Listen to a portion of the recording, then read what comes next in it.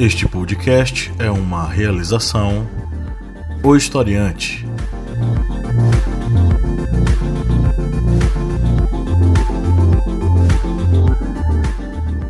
Olá, historiantes, bem-vindos a mais um podcast, no seu podcast sobre as ciências humanas. A cada semana aqui, com a missão de ampliar os seus horizontes sobre vários assuntos do Brasil e do mundo ligados às ciências humanas.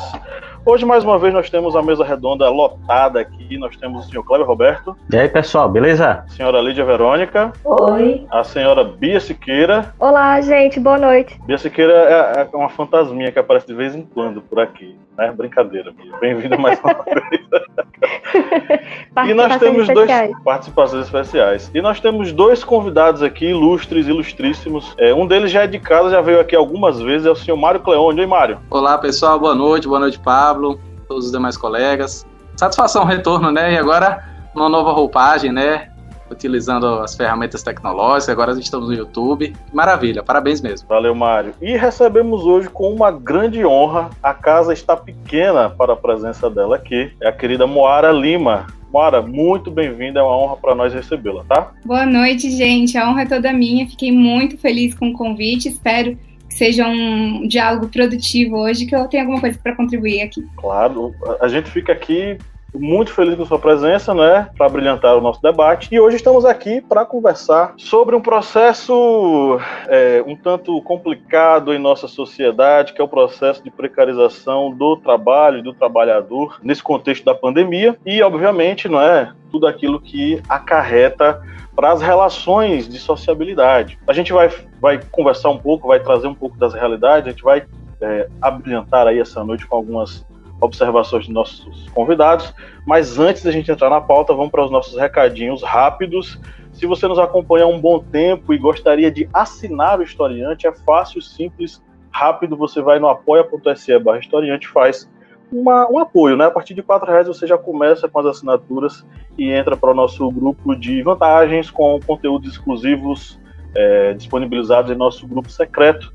Então acesse apoia.se/historiante e conheça também a família Historiante de podcasts, né? Além desse aqui, você vai acessar os demais podcasts da família Historiante. Nós temos o Arretadas, com vozes, olhares e perspectivas femininas e feministas sobre assuntos sociais. Temos também o podcast Correspondente de Guerras, a voz que narra os principais conflitos ao redor do mundo, um podcast em formato storytelling.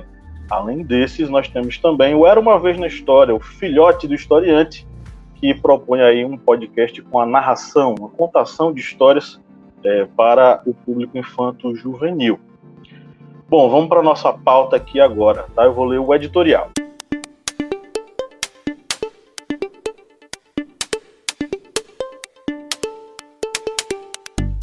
Com certeza, você já teve de pedir comida por aplicativo nesse tempo de pandemia. Sem a atividade de muitos motoboys e ciclistas que exercem essa atividade, possivelmente estaríamos desabastecidos em momentos cruciais do dia a dia. Mas você já parou para pensar nesse cidadão por trás do capacete e da mochila de algum aplicativo estrangeiro aleatório? Vamos refletir. Se estamos em casa, fazendo distanciamento físico e estamos relativamente seguros, já imaginou que lá fora muitos outros trabalhadores estão arriscando um possível contágio para manter alguma atividade essencial funcionando? Citei os entregadores de aplicativos, que por si só já são um grupo de alto risco. Não recebem o mínimo em segurança para poder trabalhar, desprovidos de equipamentos que possam protegê-los contra o contágio e recebendo uma remuneração pífia. Mas o leque é muito maior. Profissionais de saúde na linha de frente, lutando diariamente contra a Covid-19 e contra seus próprios medos e anseios, trabalhadores autônomos que ou saem para a rua para vender ou ficam em casa esperando o auxílio governamental, que pode não cair, a grande população de trabalhadores que moram em morros e favelas sem condições básicas, fornecimento de água, saneamento básico, entre outras, para praticar o distanciamento social. Para a grande parte da população brasileira, distanciamento é luxo e o isolamento impensável. Enquanto isso, o Sistema Único de Saúde, o melhor escudo protetor que possuímos, colapsa em diversas regiões do país. O mundo do trabalho desde sua concepção contemporânea, um mundo de lutas por direitos. Os processos da Revolução Industrial inauguraram um novo tipo de relação entre o ser humano e sua atividade laboral. Antes, se o tempo era algo marcado pela posição do Sol ou da Lua, as fases de pousio, plantio e colheita, ou as estações em um ano, agora, após a invenção da máquina a vapor, de uma nova mentalidade sobre a economia, o tempo passou a ser marcado pela fração de instantes em que um produto é fabricado. Ainda que hoje falemos sobre uma revolução digital, a lógica de produtividade sobre o tempo permanece. Seja em suas casas, trabalhando em 2, 3 jornadas diárias, seja nas ruas banhados de álcool em gel ou não, os trabalhadores assistem suas condições e suas vidas serem cada vez mais precarizadas. Cortes em salários, redução de jornadas ou mesmo aumento delas em algumas categorias sem a remuneração condizente. Suspensão de contratos e as contas ao final do mês indicando que este será um ano ainda mais difícil. Diante desse quadro de precarização, o que será da força de trabalho em nosso país?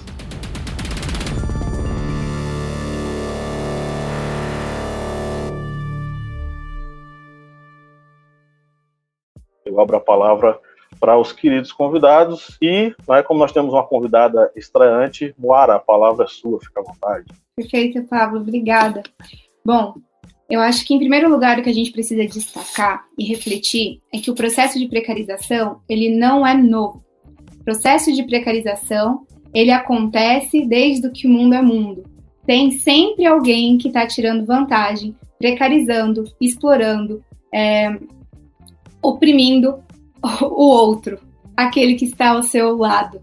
A gente viu isso acontecer no decorrer da história e muitas economias foram baseadas, tiveram como pilar justamente um processo de exploração desmedida quando a gente fala de trabalho. Então, se a gente vai olhar lá para o Egito, poxa, em cima de escravos, a gente vê o processo de colonização. Toda vez que a gente vê países se desenvolvendo, grupos sociais se desenvolvendo, esse desenvolvimento, no decorrer da nossa história, até hoje, infelizmente, sempre esteve atrelado a um processo de exploração do outro. E a precarização, ela nada mais é do que uma forma de explorar essa pessoa, né? Esse outro, esse próximo. E daí, o que eu queria refletir nesse primeiro momento é sobre a necessidade que a gente precisa parar, pensar e regular essas situações. O direito do trabalho, que é um ramo do direito que eu estudo e que serve para regulamentar e diminuir esse processo de precarização, porque ele não para. Ele cresceu, ele se fundou, ele surgiu justamente por causa disso. Depois da Revolução Industrial, a gente tem aí o início das primeiras normas trabalhistas de proteção, e como bem diz o professor Maurício Godinho Delgado, que quem estuda direito do trabalho, né, tem ele como paradigma nessas questões, ele diz assim, olha só, o direito do trabalho, ele surge para corrigir as distorções do capitalismo. O capitalismo, ele vem de forma acelerada, ele vem de forma voraz, para conseguir maximizar os lucros em cima dessa exploração do trabalhador. E daí a gente, como sociedade, não quer viver numa comunidade assim. Então a gente para, o Estado olha essa situação de fora e resolve legislar para colocar limites nessa exploração e diminuir essas distorções da exploração. Hoje eu estava lendo uma matéria e um professor, ele escreveu um artigo, na verdade, opinativo, e a última frase do artigo dele, ele falava assim: se garantirmos, por exemplo, para esses trabalhadores de aplicativo, os motoboys, as garantias, os direitos da legislação trabalhista, a gente vai ter que lidar com a falência dessas empresas. E eu pensei, o que a gente está colocando em primeiro lugar? Será que esse argumento também não foi utilizado lá no início da Revolução Industrial, quando crianças trabalhavam, quando mulheres recebiam 1/3 do salário dos homens e chegavam a trabalhar mais do que 14 horas, sem limite de jornada? Os donos das grandes indústrias também falaram, se a gente começar a pagar um salário igual para as mulheres, se a gente começar a parar de explorar as crianças, as empresas vão quebrar. Gente, a lógica é outra. A gente precisa, como sociedade, suportar essa correção através das normas que garantam a diminuição dessa exploração dos trabalhadores. Então, não é a questão de se a gente garantir que eles tenham dignidade, se a gente garantir que eles tenham um valor mínimo, se a gente garantir que eles estejam assegurados de acidentes, se a gente garantir que eles tenham condições mínimas de dignidade mesmo ao desempenhar a sua atividade, as empresas não vão quebrar. A gente só vai estar distribuindo o ônus dessas garantias de uma forma mais igualitária na sociedade, seja nos restaurantes, no caso dos motoboys, seja para as empresas de aplicativo, seja até mesmo para o consumidor. Esse custo vai ter que ser garantido a depender do tipo de sociedade que a gente quer construir. A gente quer um tipo de sociedade que explora ou a gente quer um tipo de sociedade que preserve a dignidade? A partir dessas escolhas, a gente, então, faz as nossas legislações. De toda sorte, já queria aproveitar esse momento e dar as minhas honras à doutora Moara. Fico feliz por esse tipo de militância no direito do trabalho, né? Figuras iguais a você são raras. E já me coloco, inclusive, à disposição para a gente ter momentos para conversa sobre esse tema tão palpitante, que eu já percebi que seus olhos brilham ao tratar dessa relação, né? Eu percebi, inclusive, que você tomou um cuidado aí de fazer um pequeno esforço histórico sobre o processo de desenvolvimento do direito do trabalho, né?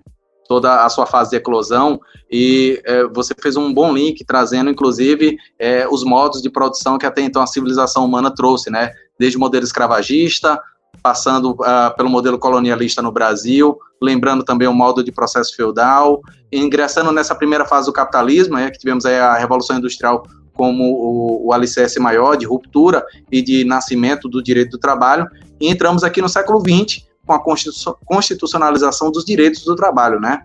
Talvez a gente precise trazer um momento para o século XXI com a presença de uma nova vertente, uma nova fase do capitalismo, e que seguramente todas essas etapas, todas essas formas de produção vão trazer algo já referenciado por Karl Marx nas suas narrativas e nas suas falas. O conceito de dominante e dominado, né? A gente não pode deixar isso de lado. A verdade, o direito do trabalho, ele tem como grande baluarte trabalhar esse conceito de redução das desigualdades. Todas as formas de produção que foram trazidas pela civilização humana, salvo os modelos negativistas do Estado, e eu posso trazer o modo de produção socialista enquanto transição para o comunismo, todas as demais tinham como principal pano de fundo a exploração do homem pelo homem. Então isso precisa ser colocado como cheque para observar que o direito não poderia ficar alheio a esse fenômeno. Então, necessário se fez a criação de um marco regulatório mínimo, isso no século XIX, com a Revolução Industrial, para tentar conter toda a sorte de abusos que eram cometidos naquele período, né? Vamos lembrar aqui a Revolução Industrial, como bem trazido pela doutora Moara, o fenômeno do uso das crianças como mão de obra barata, inclusive porque tinham condições de adentrar, por exemplo, na engenharia de determinadas máquinas para poder verificar algum tipo de problema mecânico, porque um homem adulto não conseguiria. Ou, por exemplo, a remuneração da mulher, que já era vista como desigual naquela época, e que esse fenômeno, inclusive, se repete agora no ano de 2020. Ou ainda jornadas de trabalho escorchantes de 16 horas, ou ainda a ausência de qualquer tipo de proteção social, como, por exemplo, o cidadão que viesse a se acidentar durante o período da Revolução Industrial e era facilmente substituído por outra mão de obra. Por que eu estou trazendo todo esse panorama? Porque, em verdade, hoje, eu percebo, através do uso das tecnologias virtuais, a utilização desse fenômeno de exploração e uma espécie de retorno, entre aspas, ao mesmo modelo de exploração que havia antes.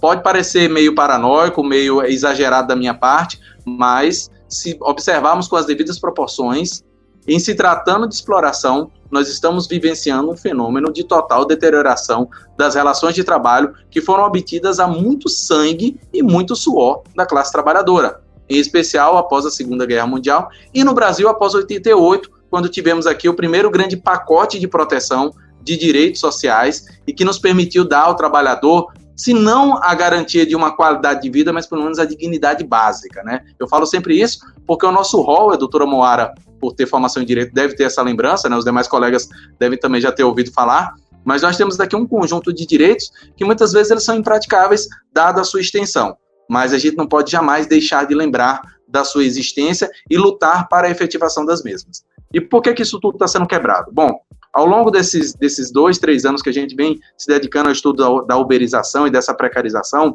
a gente vem percebendo a profusão de uma série de filosofias e ideias para tentar mitigar o direito do trabalho e sua principiologia. O direito do trabalho, Pablo e Kleber, Bia e Lio, que estão aqui presentes, ela tem como principal objetivo proteger o trabalhador desse processo exploratório. E hoje o que temos é a presença de uma filosofia dita neoliberal, trazendo a noção de que o direito do trabalho é um vilão para o desenvolvimento e crescimento econômico dos países, porque ele engessa a possibilidade de criação de empregos. Quando, em verdade, o que estamos trabalhando aqui é um equilíbrio, uma tentativa de busca de equilíbrio. Ocorre que o fenômeno do neoliberalismo sempre se metamorfoseia com novas ideias. E de 2010 para cá, nós tivemos aqui a profusão de um novo fenômeno que veio surgir dos Estados Unidos, né, com a presença de uma nova forma de obter ganhos de qualidade de vida. E essa filosofia ela é chamada hoje de sharing economy. Eu não sei se os colegas já ouviram falar, mas o sharing economy, ele cai como uma luva para o modo de pensar neoliberal com a criação de novas estruturas sociais e estruturas de trabalho. E o que pensa o sharing economy? Já para fechar esse meu momento de participação. O sharing economy tem como premissa fundamental a ideia de que você não precisa mais ser detentor de um bem material para usufruir dos seus benefícios. Você poderia muito bem realizar uma espécie de locação do item e usufruir durante um determinado período, a custos módicos, através do uso de tecnologias da informação. O melhor exemplo, nós temos conhecimento de um aplicativo que realiza um intercâmbio entre uma pessoa interessada em um imóvel, por exemplo, um imóvel numa casa de praia, e o dono desse imóvel. Então você não precisa mais ter uma casa de praia. Você pode muito bem locar por uma temporada a custos muito menores, porque há uma tecnologia que vai permitir que você compartilhe, ou em outras palavras, promova o sharing economy dessa relação. Esse modelo foi transmutado para, por exemplo, o sistema de transporte. E ocorreu, inclusive, a ruptura com os modelos de transporte individual que nós conhecemos como serviço de táxi, com a presença agora dos aplicativos de transporte. Esse mesmo modelo agora de sharing economy foi transposto para o sistema de transferência de alimentos ou de refeições prontas para entrega dentro do domicílio. Perceba que a premissa fundamental é a presença de uma ferramenta de tecnologia para fazer com que exista o trabalhador totalmente livre e desimpedido para realizar os trabalhos sob o conceito de demanda. E é exatamente aqui que mora o grande perigo e um retorno às nossas origens do século XIX, porque, em regra, não há qualquer tipo de proteção para esse trabalhador, porque ele agora recebe uma nova frase bem bonitinha, muito adaptável para o século XXI. Você agora é empreendedor do seu próprio sucesso, quando, em verdade, você é apenas um pobre miserável tentando sobreviver dia após dia. Não, eu só ia comentar essa questão, né, que vocês trouxeram ricamente, assim, todo o contexto histórico importante. Mas, assim, para os dias, né, aqui, agora, assim, que a gente está vivendo, quando eu trabalhava com empresas e eu tinha que lidar com esses serviços terceirizados, o que partia muito meu coração era exatamente que o pessoal que prestava esse serviço, eles falavam, moça, eu tive que fazer um CNPJ para poder fazer esse serviço, né? Tipo assim, ele não tem uma estrutura, né? Ele não é uma empresa, mas para conseguir, né, regulamentar, ou pelo menos para ter uma segurança financeira, né, aquele trabalhador formal, ele submeteu ao CNPJ para que ele tivesse uma, digamos, uma renda segura, né? Não vou dizer uma renda fixa, porque não existia nenhum tipo de vínculo. E aí isso partia muito o meu coração, sabe? Eu ficava arrasada. E aí quando começou essa, digamos, não vou dizer que é uma onda, porque isso já existe há um tempo já, né? Mas os entregadores, eles gostavam de bater no peito e dizer que era o próprio patrão, né? Como o professor Mário que falou, né? Vem-se essa ideia de ser o próprio empreendedor. E isso me irritava muito ouvir que eles se consideravam seus próprios patrões, eles faziam seus próprios horários, trabalhavam quanto queriam. E aí eu sempre questionava, mas se você tiver um acidente na rua, sua família, né, e você estão no brejo, não acontece nada, não vai ser bom para você ser seu próprio patrão, né, no caso. Entre outras questões que não dá segurança esse serviço, né. E aí, o que mais me irritava, justamente, era o fato deles terem essa mentalidade. Eles não se juntarem para dizer assim, não, nós somos trabalhadores. Nós precisamos, né, de um sistema que nos dê segurança nesse serviço que a gente está fazendo. E aí, eu mesmo menosprezei muitas vezes esses trabalhadores por conta desse comportamento, dessa mentalidade de que eu sou o meu próprio patrão, eu tenho meu CNPJ, quem manda em mim sou eu faço meus horários, eu ganho quanto quero. E não é bem assim, né? A gente sabe, porque eu trabalhei, né, com pessoas que prestavam esse tipo de serviço, não exatamente de delivery, né? Mas tinham que se submeter ao CNPJ por conta do informalismo, né? Mas saíam prejudicados, né? Uma mão na frente e outra atrás. Ganhou aquilo ali e pronto, acabou. E, enfim, eu tô, assim, um tanto quanto esperançosa nesses novos movimentos, né?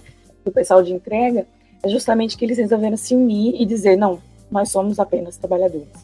Né? Então, acho que essa consciência social tem sido relevante para até mesmo pessoas como eu, né, que o julgavam mal, possa, quem sabe, né, dar a mão e, enfim,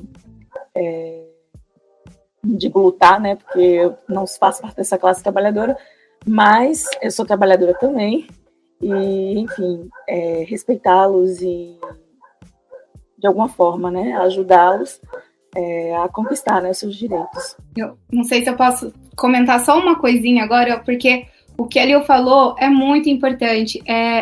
A propaganda, quando a gente fala desses sistemas de exploração e opressão, ela é fundamental. E propaganda, ela não tem compromisso com a verdade. A propaganda tem compromisso com objetivos. E a gente tem enfrentado, como bem destacou o Márcio, um fenômeno de propagar pela sociedade que o sucesso está no empreendedorismo exclusivamente e o fracasso está em ser empregado. Então, quando você vende uma propaganda, quando você vende uma ideia, você faz o seu horário de trabalho, você é seu patrão, mesmo que você esteja escravizado naquele horário, porque para conseguir, a mesma pessoa que fala, não, eu sou meu patrão, eu sou empreendedor, eu faço meu horário, daí você perguntava, eu sempre conversava e perguntava, mas quanto tempo você está dirigindo? Já estou há 13 horas, já estou há 14 horas. E daí eu fazia uma pergunta, e você acha que você está livre nessa jornada? Ou você tem que trabalhar muito para conseguir o mínimo, para conseguir sustentar a sua família? Então, essa propaganda, ela beneficia quem? Ela beneficia quem está lucrando com essa exploração. Porque você consegue dissociar as pessoas, elas se sentem concorrentes entre si, porque são todos empreendedores. Além disso, eles sentem que tem que defender esse benevolente instrumento de tecnologia que está fazendo essa mediação com a clientela. E daí eles não viram, a gente não tem aquela dicotomia que tem entre empregado e empregador, que é natural de ter, não é? E isso tudo dificulta a organização deles. Por isso que demorou tanto para a gente ver a primeira greve. Porque eles não se sentem pertencentes a um grupo. Eles são individuais, porque são empreendedores. Foi essa a propaganda que colou. E agora, a Lil tem toda a razão em falar que esse movimento, esse primeiro movimento no Brasil, ele é um start para um despertar de consciência. A gente, quando está unido, é mais forte. E foi assim que aconteceu lá no iniciozinho. Por isso que é um recrudescimento mesmo, como disse Márcio. Lá no início da Revolução Industrial, os direitos começaram a avançar quando os trabalhadores perceberam que juntos eles conseguiam fazer pressão na empresa, cruzavam os braços, eles não iam lucrar, então iam ter que negociar. A greve surge. Alguns países, eu nem sei porque, eu não sei se eu estou ultrapassando aqui pontos, mas alguns países, esses trabalhadores, ao se perceberem como um grupo, ao se perceberem como não concorrentes, mas como aliados num tipo de exploração de atividade econômica, eles falaram assim, por que a gente está trabalhando para outras pessoas? Por que a gente não organiza aqui uma cooperativa, e daí a nossa cooperativa vai fazer essa mediação, por exemplo, com os restaurantes, e daí não vai ter nenhum aplicativo que vai explorar e vai ficar com 20% da nossa taxa de entrega. A taxa de entrega vai ser distribuída para todos nós aqui. Então, essa organização dos trabalhadores ajuda com que eles possam se organizar melhor para, eventualmente, até mesmo ocupar o lugar desses aplicativos. A gente viu isso já acontecendo em alguns países e, por que não, aqui no Brasil, né? Só que ninguém, né, cheio de dinheiro, vai pegar e falar assim, não, eu vou fazer um aplicativo e falar, faça a cooperativa, esse aplicativo é para vocês. Por isso que demora, né? Eles vão precisar se organizar, eles vão precisar ter a ideia, eles vão precisar fazer uma recolta, fazer um fundo, e daí investir, e daí, quem sabe, essa possa ser uma solução. As soluções são diversas, elas não podem vir só de um lugar. Tem que ter legislação, tem que ter atitude da sociedade, tem que ter fiscalização dos consumidores, que somos nós, e também tem que ter a mobilização desses trabalhadores. Tem que ter um conjunto de coisas para ficarem alinhadas e a gente conseguir frear essa precarização. Quando falamos sobre trabalho e precarização, já estamos, por exemplo, no podcast 95. Esse agora sobre precarização do trabalho na pandemia. Quando nós voltamos só no historiante, essa já é a quarta vez que nós abordamos temas relacionados ao trabalho, para demonstrar como é um tema que sempre está recorrente em nossa sociedade. Por exemplo, nós tivemos no podcast 32, Direito Trabalhista na Era Vargas aos dias atuais. Aí fomos para o podcast 47, Relações de Trabalho na Era Digital. E no podcast 49 nós falamos desemprego e informalidade na população economicamente ativa, para vocês verem como são temas que são sempre recorrentes, principalmente no momento que nós estamos vivendo, que é um momento de crise econômica.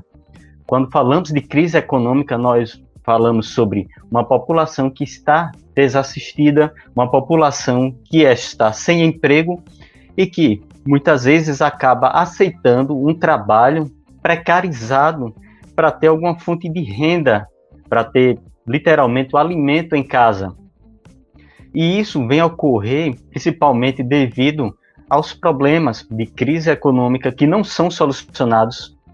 Atualmente, estamos na pandemia, estamos vivendo outro momento de crise econômica, mas devemos lembrar que de 2019, início de 2020, a situação econômica do Brasil já era ruim, não era boa, não estava ocorrendo um novo milagre econômico. A situação já era ruim, já havia precarização do trabalho, como a Moara bem lembrou, é algo antigo, não é algo recente que os trabalhadores vêm sofrendo com um trabalho precarizado. E atualmente nós vemos uma precarização pelo meio do trabalho através desses aplicativos. É o trabalho por meio de empresas que operam na área digital, que fazem com que esses trabalhadores se sintam, entre aspas, empreendedores, donos do seu próprio horário, e muitas vezes esse horário ultrapassa 12, 14, 16 horas corridas sem parar. E muitas vezes, mesmo com essa longa jornada de trabalho, a renda é muito baixa, uma renda pequena, porque esse trabalhador, além de não ter um lucro, um ganho substancial nestes aplicativos, ele vai sofrer com a falta de direitos trabalhistas, ele não vai ter, por exemplo, recursos do INSS, ele vai ter que pagar do próprio bolso, a própria manutenção do seu instrumento de trabalho, moto, bicicleta, carro, também será custeado com o dinheiro que ele vai estar recebendo, ou seja, não é algo que a empresa vai custear a manutenção, vai ser algo que ele vai retirar do bolso. Ou seja, tudo isso vai se somando e vai criando uma bola de neve dentro desse problema que é um trabalho precarizado, que é um trabalho que muitas vezes o trabalhador aceita devido a esses problemas gerados pela crise econômica. E eu trouxe aqui algumas matérias de alguns sites que refletem um pouco tanto esse lado dessa crise econômica que estamos vivendo e também a situação do trabalho, principalmente do trabalhador que se vê diante, digamos, da frigideira quente do fogo. A frigideira quente daquele trabalho precarizado, aquele trabalho em que ele vai trabalhar até os limites da sua força para ter uma renda que não é suficiente. E do fogo, e o fogo que seria o desemprego. A primeira notícia que eu retirei, que foi do site Rede Brasil Atual, foi uma notícia do dia 8 de julho, agora de 2020, ele informa o seguinte: a pandemia cortou 450 mil vagas no comércio e deixou 2,5 milhões com salários reduzidos. Aí vamos colocar na ponta do lápis ou da caneta que esses 450 mil serão desempregados e serão trabalhadores que, diante de um quadro em que o emprego está se reduzindo, ele vai acabar aceitando muitas vezes um emprego com menos direitos, com horários que ultrapassam o limite de suas forças, ou seja, esses 450 mil que perderam o emprego vão se ver em uma situação que muitas vezes vão levá-los a um trabalho precarizado. E esses 2,5 milhões que tiveram o salário reduzido são aqueles que não terão renda para fazer, por exemplo, comércio de bairro, girar, que é aquele trabalhador que vai na padaria, no mercadinho e compra, e esse pequeno comerciante que tem ali 1 ou 2 funcionários, com uma queda de sua renda, ele vai acabar demitindo, porque com menos pessoas comprando, ele que já é um pequeno, que já tem uma pequena estrutura, ele vai demitir essas pessoas. E aí vamos vendo aquele círculo de pessoas que vão para a fila do desemprego, acabam aceitando o emprego, muitas vezes com uma renda inferior, para literalmente sobreviver, e esses que vão receber uma pequena renda não vão fazer a economia girar, ter um fluxo novamente.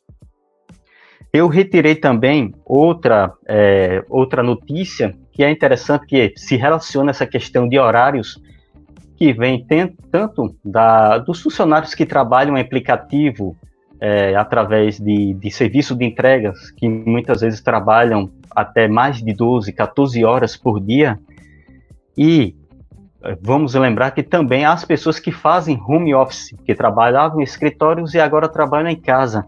E essa notícia que eu retirei do Jornal do Comércio, que é uma notícia de 17 de maio, agora de 2020, ela fala o seguinte, que uma pesquisa revela que trabalhadores estão mais cansados por causa do home office. E eu retirei um trecho da matéria que fala o seguinte: este é o caso da publicitária Lisa Diniz, de 32 anos. Segundo ela, sua rotina de trabalho, além de mais cansativo, tem ficado mais estressante. Aí, entre aspas.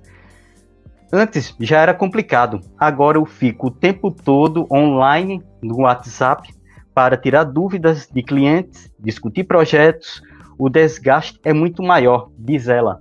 Ou seja, aquele trabalhador que muitas pessoas pensam, vai ficar ali no home office, é também um trabalho fácil. Esse trabalhador, ele também vai ter o seu trabalho muitas vezes precarizado, porque ele vai ter tanto aquele trabalho que vai ter que ser constante, porque se fosse, por exemplo, um trabalho em escritório, ele teria seu horário de almoço, ele teria aquele tempo do deslocamento, e já um trabalho que está sendo feito home office, não. Assim que deu um horário, por exemplo, ativou o computador às 8 horas, e vai até às 18 horas sem parar, porque o celular vai ter que estar ativo, o WhatsApp vai ter que estar ativo. E a pessoa estando em casa, para muitas pessoas, tanto faz como tanto fez se ele está trabalhando no horário de almoço ou não. Vai ligar, vai insistir, ou seja, mesmo estando em casa, isso acaba se tornando muito mais cansativo, porque vem tanto trabalho de casa, isso principalmente é cansativo, principalmente para as mulheres, porque muitas vezes os homens acabam delegando os trabalhos domésticos para as mulheres, não fazem aquela divisão que deveria ser feita dos trabalhos domésticos serem divididos entre o casal.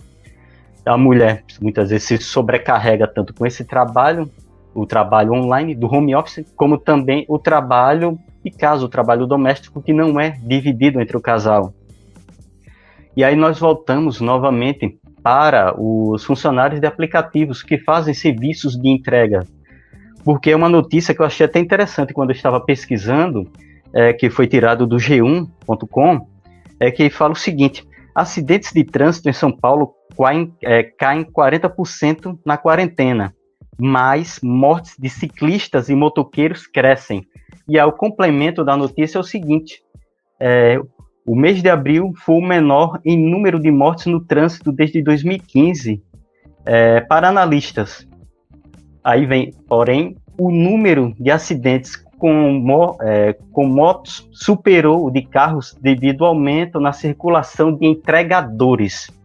Ou seja, teve um aumento no número de acidentes de mortes com motoqueiros e ciclistas devido ao aumento no número de pessoas que trabalham no sistema de entregas.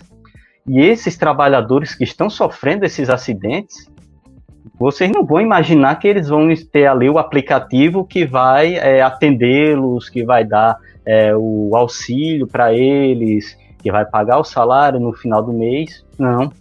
Ele se acidentou, infelizmente, ele vai se ver sem renda. Se ele não pagar por fora, através de sua própria renda, o INSS, ele não vai ter nem o salário, o auxílio devido a esse acidente. Vamos só lembrar o caso daquele entregador, daquele aplicativo de comidas, de lanches, que estava sofrendo um AVC, entrou em contato com o aplicativo, dizendo que estava passando mal, ele acabou falecendo, e o aplicativo só perguntou o seguinte: você não vai conseguir mais fazer as outras entregas, não? Aí nós temos um exemplo do que o aplicativo considera essa força de trabalho, que não é força de trabalho empreendedora, é uma força de trabalho que está sendo explorada por um retorno financeiro, muitas vezes extremamente baixo, já que, como dito, é um retorno financeiro em que o trabalhador vai se sustentar e sustentar o próprio meio de trabalho, seu carro, sua moto, sua bicicleta. Kleber, deixa eu aproveitar então aqui o gancho, me desculpe quebrar um pouquinho da pauta.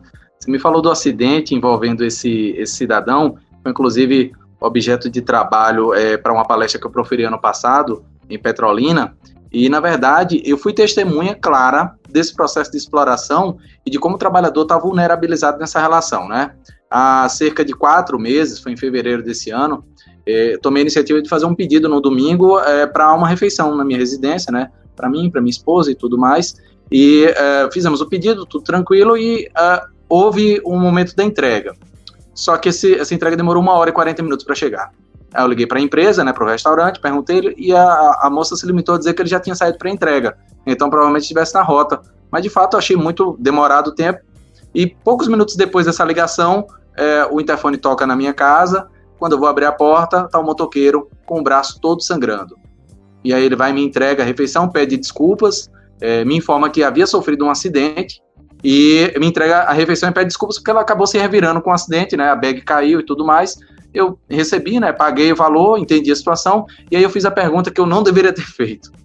Meu amigo, você pretende ir ao hospital para pelo menos se tratar, porque seu braço está minando de sangue, você pode ter sofrido algum tipo de pancada na cabeça. E aí ele me dá a resposta que até hoje, enfim, me marcou muito, porque a maneira com que ele respondeu, a naturalidade, nos faz levantar o sinal de alerta. Ele respondeu: não, porque eu tenho outras entregas para fazer. Laconicamente, recebi a alimentação, entrei e comentei aqui dentro de casa. Falei: gente, não tem condição. Aquele cidadão, se de repente sofreu alguma pancada na cabeça, alguma hemorragia interna, muito provavelmente ele está sendo colocado à morte.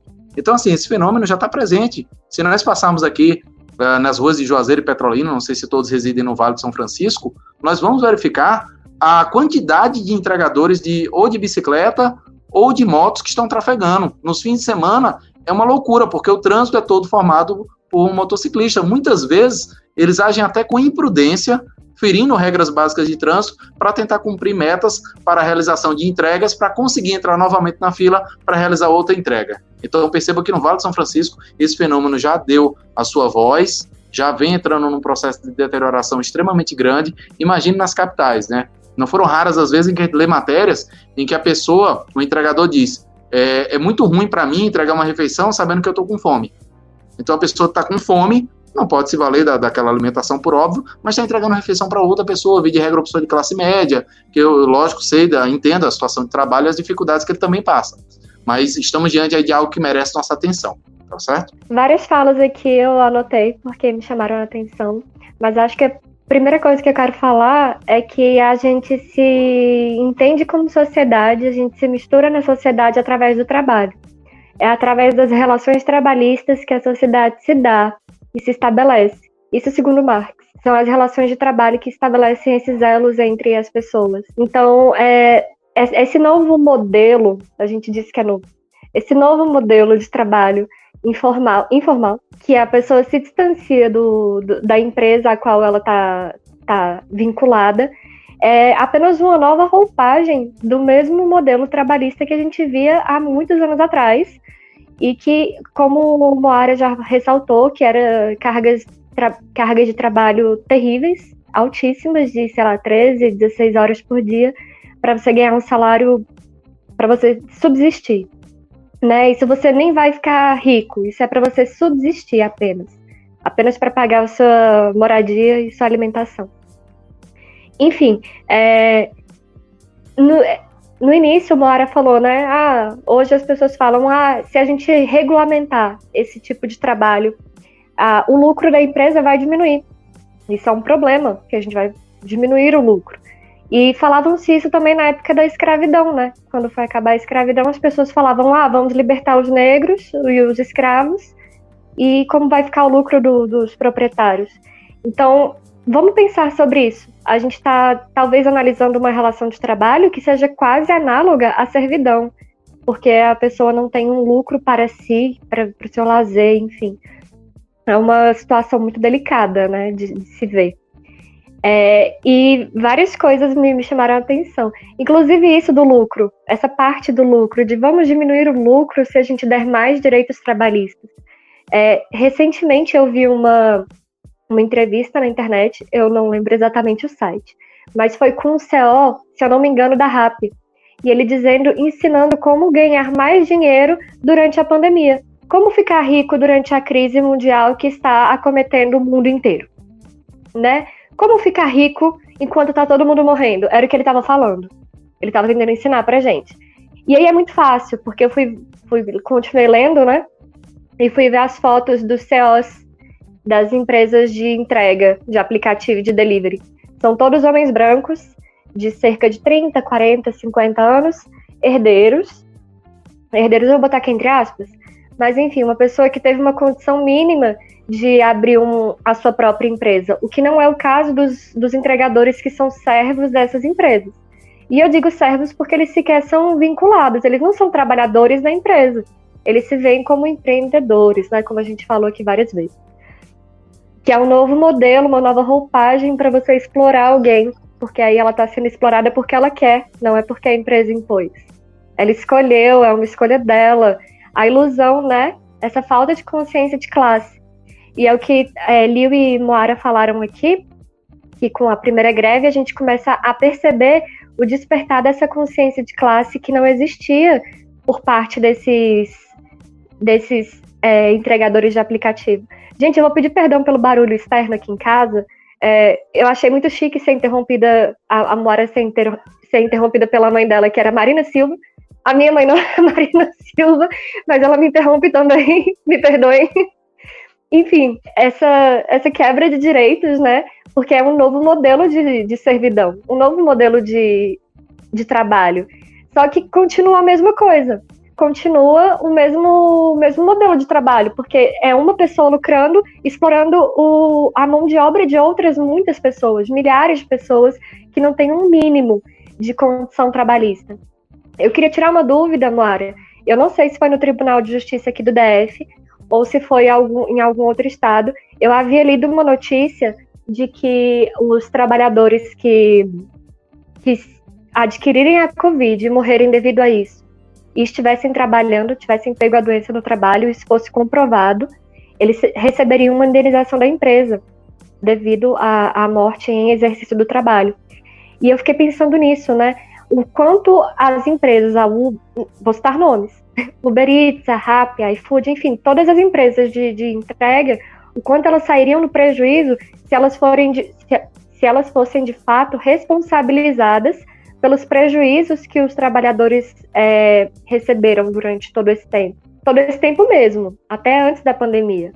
Aqueles que se acidentaram mesmo antes da pandemia, aqueles que não recebem, como todo mundo falou aqui já, não recebem nem o valor da gasolina ou manutenção do veículo, enfim. Aqui no DF, eu já vi, pelo menos, eu no metrô, vi um rapaz com a mochilinha de aplicativo, pegando o metrô, pedindo um Uber para fazer uma entrega para outra pessoa, e eu fiquei, meu Deus, que loucura! A pessoa, né, tendo que fazer isso tudo para conseguir fazer uma entrega e ganhar um valor irrisório. Enfim, é uma situação muito delicada. E mesmo assim, a pessoa tem a ideia de que é empreendedor. Uma vez eu ouvi um rapaz falando, eu acho que isso não é novo, essa ideia de que é um empreendedor. Isso a gente vê desde antes. A Polishop já se usava dessa ideia. Eu já vi alguém falando pra mim que era sócio da Polishop, porque trabalhava pra Polishop. E eu ri, né? Eu falei, moço, como eu posso lhe explicar que você não é sócio da Polishop? Como lhe explicar? Enfim, não só essa empresa, mas todas representantes de vendas, né? Que se usam dessa ideia de que você é empreendedor e dono da sua própria meta, dono do seu próprio trabalho, e ignorando esse vínculo. E eu só queria finalizar dizendo que eu acho que a reportagem que eu citei agora há pouco, sobre o CEO da Rappi, que ensinou pra gente como lucrar durante a pandemia, ela diz uma coisa muito importante que a gente deve refletir, que é o seguinte: o lucro, ele é particularizado, ele é individualizado, mas o prejuízo, ele é socializado. Todo mundo vai sofrer com prejuízo, todo mundo. Quando uma empresa está em prejuízo, quando alguma coisa acontece, o prejuízo é socializado e toda a comunidade vai ser penalizada por isso, vai sofrer com isso. Enquanto que o lucro, ele sempre vai estar na mão da pessoa que foi a inicial ali. A mesma pessoa vai estar sempre lucrando. Enquanto que o prejuízo não, ele vai ser socializado. Enfim, é isso. Nossa, Bia, sensacional. Eu, na verdade, comecei a fazer umas anotações aqui, porque, nossa, esse tema tem muita coisa para comentar. E o recorte, ele é importante porque a gente está falando de precarização na pandemia. E eu tenho feito algumas reflexões sobre a pandemia e tudo isso que a gente está percebendo com a pandemia. É claro que a pandemia ela gerou consequências sociais que são devastadoras, né? Mas, no fundo, ela acabou, na verdade, escancarando as precarizações, as desigualdades que aí estavam, e por estarem confinadas em lugares que não estavam ao nosso acesso social, no nosso grupo, a sociedade que tem lugar para falar, que tem protagonismo, não enxergava. Então, a pandemia, na verdade, ela fez saltar aos olhos as desigualdades que já existiam. O Weber deu um exemplo, que é a minha linha de estudo, né? Em Direito do Trabalho, eu estudo Direito do Trabalho da Mulher, o que é, agora, durante a pandemia, várias famílias que tiveram a possibilidade, né, o privilégio de ficarem isoladas e trabalhando em casa em regime ou de teletrabalho de home office, como várias famílias tiveram que parar e falar: a divisão sexual do trabalho existe e está errada.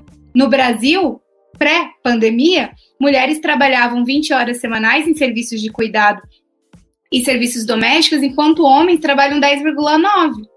Na pandemia, a mulher continuou tendo que trabalhar em casa e triplicou às vezes, o serviço doméstico. E como que a gente vai falar que não tem desigualdade? Tem desigualdade. Essa desigualdade não era percebida, porque às vezes você contava com uma empregada, uma pessoa que ficava na sua casa e te auxiliava, a babá agora não pode mais vir. Então, você começa a perceber realmente essas desigualdades existem. As pessoas que não precisavam refletir sobre essa desigualdade que sempre existiu nas classes mais vulneráveis da nossa sociedade, essas pessoas começaram a perceber as desigualdades. Essas pessoas começaram a receber constantemente os trabalhadores de aplicativo, começaram a pensar sobre eles. Poxa, sem eles, como que estaria? A gente teria que estar fazendo almoço aqui em casa hoje, nesse dia corrido. Graças a Deus existe esse entregador de aplicativo que veio aqui trazer o meu almoço. Então, eu tenho refletido que problema de acesso à tecnologia, os alunos que não estão conseguindo assistir a aula, sempre existiu. A gente só está percebendo agora. Não existe igualdade de oportunidades, desigualdade na nossa sociedade, e a pandemia escancarou isso. Eu ia ressaltar também a questão do saneamento básico e acesso à água, que também é um problema muito antigo no Brasil, o acesso a condições mínimas de higiene e saneamento, e isso foi ressaltado, foi escancarado durante a pandemia, né? Porque a gente tem algumas comunidades carentes, acho que aqui no DF não tem, mas acho que em Recife e no Rio de Janeiro a gente vê essas comunidades que estão com essa dificuldade, né, de acesso. Perfeito, exatamente. Então todas essas coisas que a pandemia escancarou, ela também escancarou no mundo do trabalho. E tem várias reflexões que a gente precisa fazer como sociedade. A primeira, quanto eu me deixei contaminar com essa mudança, né, de roupagem? Será que eu percebo essa mudança de roupagem? Será que eu percebo como ela impacta na minha vida? Será que eu consigo entender que aquele trabalhador que está entregando o meu alimento, ele não é só as estrelinhas que estão no aplicativo? Porque por que tantos motoboys são banidos, né, do aplicativo? Porque tem pessoas que os avaliam. E às vezes avaliam porque a comida chegou, a pizza chegou assim pro lado, sabe? E daí você se acha no total direito de consumidor voraz, de dar 0 estrelinhas para aquela pessoa, sem nem olhar que ela não tem condições de trabalho, que ela está tentando fazer aquilo da forma mais rápida possível para conseguir tirar 600, 700 reais, quando muito, para sustentar a família dela. Então tem, dentro desse processo de exacerbada conexão apenas por tecnologia, a gente percebe que as pessoas não sabem lidar com isso nem nos comentários de postagem. Você comenta num negócio numa postagem que você não comentaria na cara da pessoa, se você estivesse de frente para ela. E esse desrespeito dos consumidores com os trabalhadores é uma forma de precarizar eles também. Se a gente, como consumidor, fosse mais empático, mais solidário, se a gente cobrasse mais das empresas, talvez seria diferente. E outra falácia que eu preciso pontuar aqui sobre essa questão de se a gente der direitos, vai falir ou vamos diminuir os lucros. Por que a gente precisa de regulamentação, gente? Porque quando a gente não tem regulamentação, a gente não tem o piso mínimo. E daí, realmente, a concorrência, ela é voraz, ela é feroz. E daí as pessoas vão cada vez precarizar mais. Agora, quando você estabelece o piso mínimo, quando você fala, todos os entregadores de aplicativo têm que ter esse piso aqui de dignidade, para ter o mínimo de trabalho decente. Já que a Bia já falou os nomes, a Rappi, a Uber Eats, o iFood, todo mundo vai ter que garantir esse patamar mínimo. Então não tem concorrência desleal. Tem concorrência desleal quando não tem a regulamentação, e daí eles pensam, bom, vamos então agora tirar 30% aqui da taxa de entrega, vamos fazer uma punição se ele for mal avaliado.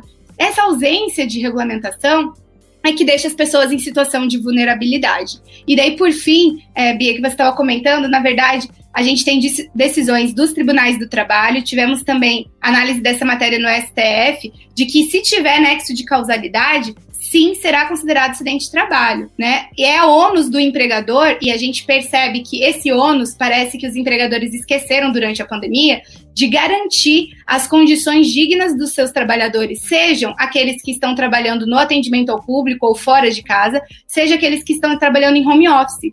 O home office, gente, ou o teletrabalho, ele, dentro das medidas legislativas que foram editadas nesse período de pandemia, ele está sem a regulamentação, por exemplo, do controle de jornada. A gente pensa, mas isso só está acontecendo durante a pandemia. Não. Mais uma vez, a gente está escancarando o que já acontecia há muito tempo.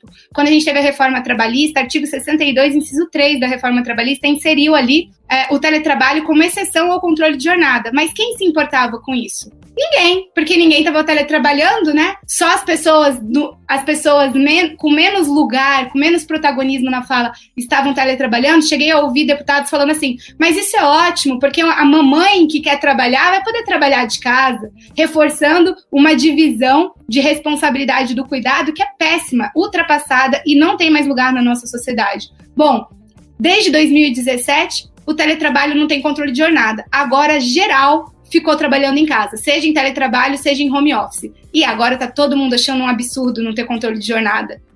Naquela época, a gente era contra a modernização. E daí eu encerro a minha fala aqui nesse período falando, não, a gente que luta por direito trabalhista não é contra a modernização. Entrega por aplicativo a ideia cujo tempo chegou, ninguém vai voltar atrás no mundo. A gente quer qual tipo de modernização na nossa sociedade? Eu, Moara, quero modernização com justiça social, com garantia de dignidade de direitos humanos, com respeito ao meio ambiente. É isso que eu quero. Isso, para mim, é modernização. Concentrar lucro na mão de poucos não é modernização para mim. Moara, mas vai custar mais caro modernizar desse jeito. Tudo bem, a gente socializa, então, esse custo, porque já que o ônus é socializado, eu prefiro. Porque, sinceramente, quem está lucrando com esse tipo de modernização, que na verdade é precarização, são muito poucos. E quem está gastando com isso, e quem está perdendo com isso, e quem está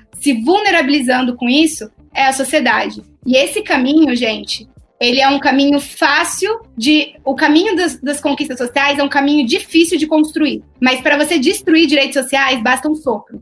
Então, o que a gente demorou 100 anos para construir, num peteleco as pessoas conseguem destruir. Ah, é? Então tá.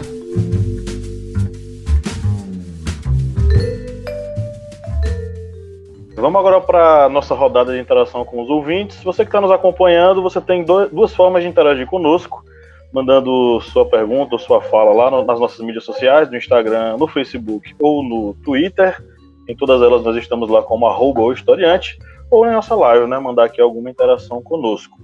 Lídia Verônica, o que é que rola aí? O que é que tem pra gente? Bom, eu vou começar aqui com um comentário que foi feito nas stories da gente, interação aqui com o tema. Foi o nosso seguidor Hederson Igor, de Alagoas, né? O arroba dele é igor.henderson com H. Ele fala aqui, né, uma pergunta que eu vou trazer para os nossos convidados. A regulamentação dessas atividades pode acabar com esses postos de empregos? Porque a desculpa, né, dos empresários é que se regulamentar, eles quebram, eles não podem, né, empregar tanta gente. Se regulamentar, essas atividades podem acabar? Bom, quem vai começar respondendo no ar? Você ou eu? Que pode diminuir, né? Vamos lá, deixa eu falar rapidão aqui, então, tá? De forma muito rápida, me lembra muito a falácia do Michel Temer, dos 3 milhões de empregos com a reforma trabalhista. Estou esperando esses empregos. 700 mil a duras penas, mas não vieram, não. Só respondendo a situação do colega, do Henderson, né? Muito obrigado aí por estar participando, por estar assistindo. Mas o que temos aqui é o seguinte, em que pese esse tipo de voz dando a sensação, essa sensação de falta de empregos, na verdade o cenário de Brasil já não está positivo, né? Já não estava antes, em virtude do desemprego crônico que estávamos enfrentando, e agora a pandemia mais do que escancarou o cenário que estamos vivenciando. O que temos hoje é uma vasta oferta de mão de obra desempregada, e que agora está colocada à própria sorte, porque nós temos a regulação básica da lei da oferta e da procura nesse momento. Então, quando você tem uma oferta gigantesca, abundante de trabalhadores que se predispõem a realizar esse serviço por qualquer tipo de remuneração, na maioria das vezes você já tem aí o cenário perfeito para a proliferação de desemprego. Ao criar os marcos regulatórios mínimos, você está dando a condição básica para que esse trabalhador consiga levar para sua família pelo menos uma estrutura básica de dignidade. Eu vou falar estrutura básica porque, sendo bem sincero, o marco regulatório mínimo solicitado está longe de atender os anseios de uma sociedade que se coloca como responsável pela garantia da felicidade. Então, em que pese essa argumentação, o que temos aqui é uma análise muito clara através do tipo de sacrifício que vai ter que ser feito, né? Eu vi que a Bia, a Moara e a própria Lil trouxe o conceito de lucro a ser expresso por essas empresas. E o que temos que observar aqui, na verdade, é a obrigatoriedade do Estado intervir de forma direta e indicar, olha, é o seguinte, essas empresas precisam reduzir sua margem de lucro para dar garantia básica para esses trabalhadores. Então, é o Estado que tem que ter essa coragem de enfrentar o problema e dizer, basta. O grande problema é que temos, em verdade, um modelo governamental todo travestido para proteger a classe empresarial brasileira, o que acaba gerando uma dificuldade nesse tipo de discurso, né? Hoje o Rodrigo Maia se reuniu com alguns representantes da classe dos entregadores, tentando já trazer um projeto de lei que traga esse marco regulatório mínimo, né? O seguro de vida para esses trabalhadores, a entrega básica de EPI. É um absurdo ter que saber que o entregador tem que comprar sua bag, porque se não tiver, vai ser ele que vai ter que obter esse material, ele que tem que ter a bicicleta ou a motocicleta, o custo de manutenção, o custo relacionado ao eventual furto, um acidente de trabalho, até que ele venha provar que há um nexo de causalidade, há toda uma problemática que escancara, visceraliza no Brasil esse processo tão duro, que é como se fosse uma servidão contemporânea, né? Então, respondendo a tua pergunta, em que pese essas vozes trazer a sensação de que vai haver desemprego, eu já digo o seguinte, já há desemprego. O que precisamos é a coragem de enfrentar o grande conglomerado empresarial e mostrar para eles que o Estado brasileiro precisa tutelar todos os seus cidadãos. Perfeito, é isso. E como a história é cíclica, né? As coisas se repetem. Por que, céus, a gente não aprende? Cadê? Por que isso? É isso que me indigna. Essa lei da oferta e da procura, que torna as pessoas descartáveis, era a mesma que tornava as pessoas descartáveis no início da Revolução Industrial. As pessoas morriam na fábrica, morriam trabalhando, desmaiavam, caíam no sono e eram mutiladas pelas máquinas. E simplesmente eram substituídas no dia seguinte. É assim, o motoboy vai levar um tombo e no dia seguinte ninguém vai sentir falta dele, porque tem um monte de outras pessoas querendo a entrega da comida. Quando eles tinham um vínculo de emprego com a empresa, vamos lá, na antiga pizzaria, né? Tinha um motoboy que era contratado pela pizzaria e ele fazia todas as entregas daquela pizzaria. Demorava 2 horas para chegar a sua pizza, porque ele tinha que ir lá, aqui em Brasília, entregar no Lago Norte, depois no Lago Sul, não é? Porque era um motoboy, a empresa não ia contratar 70. No dia que aquele motoboy caísse, a empresa ia ficar sem quem entregar, se eles tivessem um acidente de trabalho, você tá entendendo? Então, beleza, a empresa então cuidava daquela pessoa, ela precisava daquele motoboy, ele era importante para a empresa. Essa relação de trabalho não vai voltar mais, a gente já sabe disso. E é claro, é mais eficiente que a gente tenha um monte de pessoas e elas estejam ali compartilhando informação de uma forma organizada para você entregar aquilo que está mais perto de você. Você acaba conseguindo, na verdade, economizar gasolina, economizar custo, economizar tempo, o serviço fica melhor. Só que dentro dessa organização ela deve servir para melhorar a condição do trabalhador e não para piorar a condição do trabalhador, para melhorar a condição do serviço e do trabalhador. Porque, sinceramente, se for um nicho econômico só para explorar as pessoas e deixarem elas de forma mais vulnerável, não vale a pena como um tipo de sociedade que a gente escolheu na Constituição de 88, que é uma sociedade que coloca o cidadão, a pessoa humana, no centro da proteção do ordenamento jurídico e da sociedade. Só um comentário aqui que foi feito na live da Lise Sack. Minha irmã é design e ela está fazendo um homework. Trabalha de domingo a domingo, às vezes vira à noite e, para piorar, ela é mãe solteira. E aí o Mário, né, ele trouxe aqui sobre questões que vinham antes da pandemia, né? E o desemprego ele é uma coisa que vem antes. E os designs, eles estão mais de 30 anos sem regulamentação. Então, nesse momento onde todo mundo trabalha em casa, né, praticamente a quantidade de freelancers cresceu, né?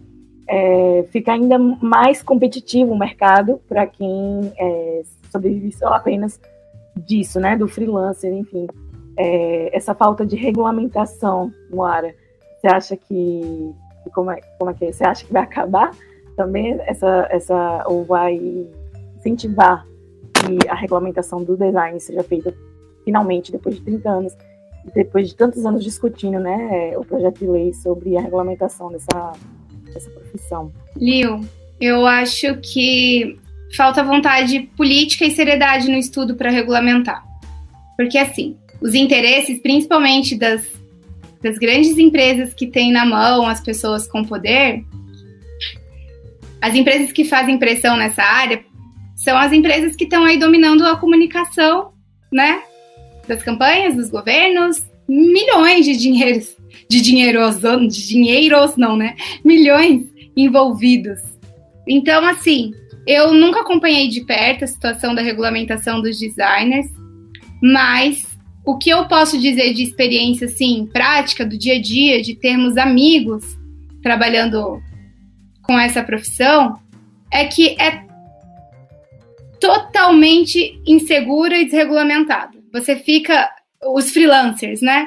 Então, é uma ansiedade constante, as pessoas estão ali tentando trabalhar de uma forma, é uma mini empresa que não é empresa, porque para você ser empreendedor, você precisa ter muitas habilidades, você precisa ser gestor, você precisa ser bom marqueteiro, você precisa ter N habilidades, e o designer, ele não é um empreendedor, ele é um designer, você tá entendendo? Então, fazer toda essa movimentação do que é exigido pelos designers hoje acaba colocando eles numa situação de precarização de novo. Eu conheço pessoas que estão trabalhando aqui no Brasil e contratando designers por aplicativo na Índia para pagar $1, sabe? E a solução, eu acho que eu sou, nesse caso, não sei se o Márcio pensa diferente, se algum outro convidado pensa diferente, sou pessimista. Eu acho que a tendência, gente, principalmente porque a gente tem uma representatividade muito precária nas nossas esferas de poder e só estão lá quem tem dinheiro para estar lá. Você luta com estruturas gigantescas. A gente não vai ter normas que pensem no trabalhador. A gente tem 15% do parlamento de mulheres, a gente não tem normas que pensam na mulher, não temos políticas públicas que essa designer aí, por exemplo, que é mãe solteira, né? Agora, na pandemia, talvez ela tivesse mais dificuldade com equipamentos sociais como creche, mas o número de creches no Brasil tem caído drasticamente desde 2013. quem pensa nas políticas públicas está ligando para os designers? Está ligando para as mães? Está ligando para o pobre que pega transporte público? Não. Então, assim, eu sou pessimista. Enquanto a gente não mudar radicalmente o sistema, não vejo, assim, como vontade política das pessoas regulamentarem isso por agora, não.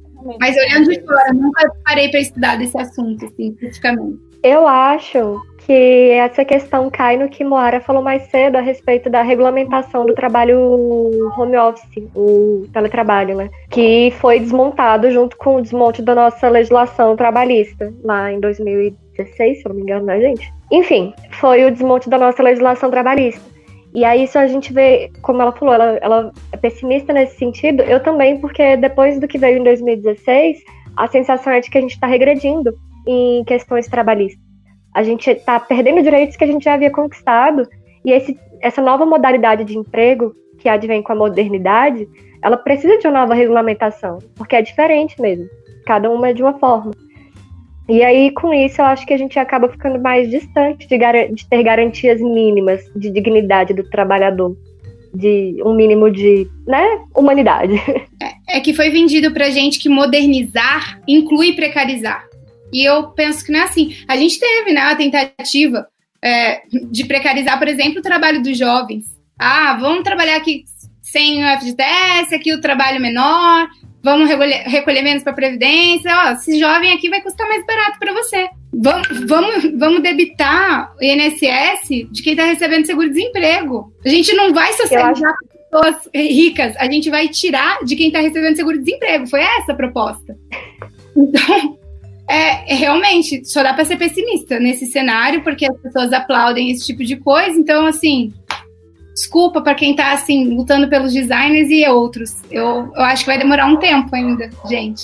Eu acho que toda essa conversa nos faz refletir a importância da ferramenta que é a greve. A gente falou sobre isso aqui em alguns momentos, que, inclusive voltando para a primeira pergunta, né? Como é que isso daí vai ficar sem emprego se começar a regulamentar? Mas também, se não houvesse esses trabalhadores e todos entrassem de greve, a empresa também teria um grande prejuízo. E aí a gente tem que pensar nessa ferramenta que a gente tem, que desenvolvemos. Bem, vamos para o comentário que foi feito no nosso Instagram, que foi um comentário da página 1001 Dimensões, que essa página, o seu autor é o pedagogo, escritor do Ceará, BR, nordestino, aqui também compartilhando o nosso, como diz o Pazuello, o nosso frio nórdico.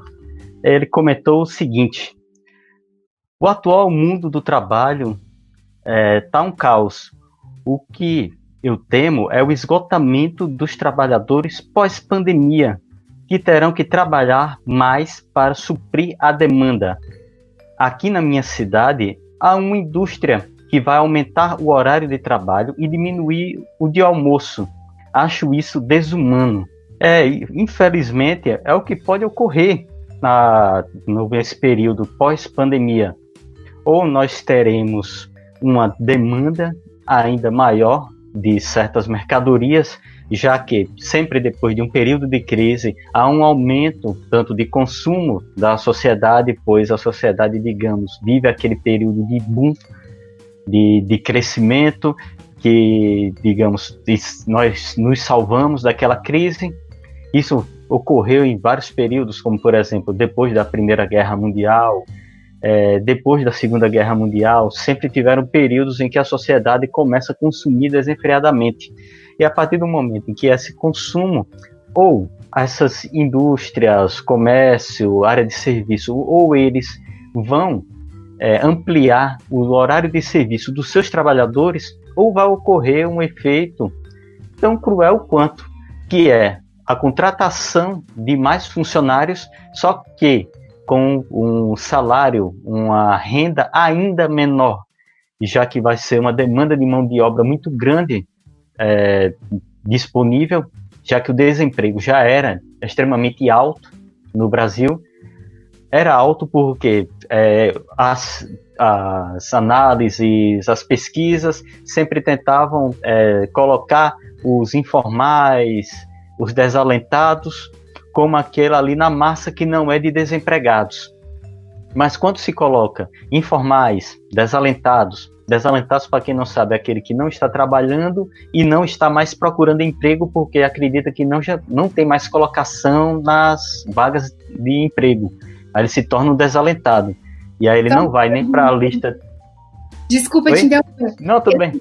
Não só os que desistiram porque acham que não estão mais qualificados, às vezes desistiram por outros motivos. 26% das mulheres, elas estão desalentadas porque não tem com quem deixar as crianças ou um doente da família, por exemplo. 26% das desalentadas. Exatamente. E o que ocorre é que esses desalentados, eles não vão para as listas de desempregados. Muitas pesquisas acabam empurrando eles para, digamos, uma terceira parte. E aí, quando joga a porcentagem de desempregados na população economicamente ativa, parece um número ali que está diminuindo o desemprego, mas não. Está entrando muito mais pessoas nas vagas nessa área de desalentados e muitas outras são consideradas agora como trabalhadores informais, sem carteira, sem direitos, pessoas que dependem literalmente do seu esforço e não pode sofrer nenhum acidente em nenhum momento, porque se sofrer um acidente não vão ter nenhum amparo legal.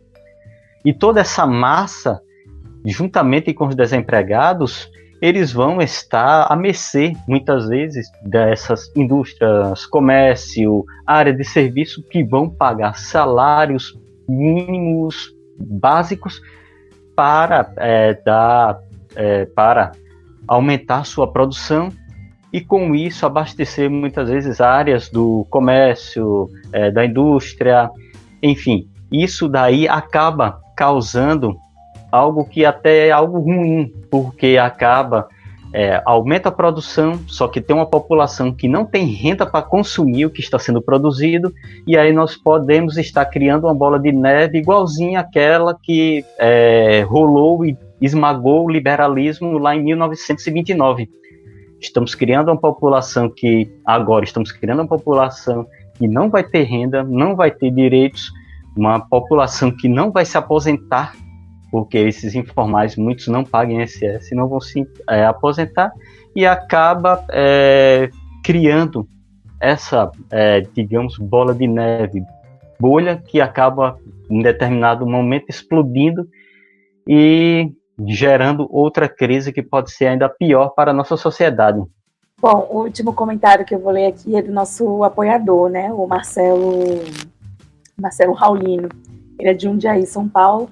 Ele comentou, né, uma coisa que a gente trouxe aqui no podcast, que é uma forma de exploração que se mostra mais eficaz em vender ao explorado a ideia de empreendedor. Que é aquilo lá que a gente já comentou aqui, né, ele está certíssimo.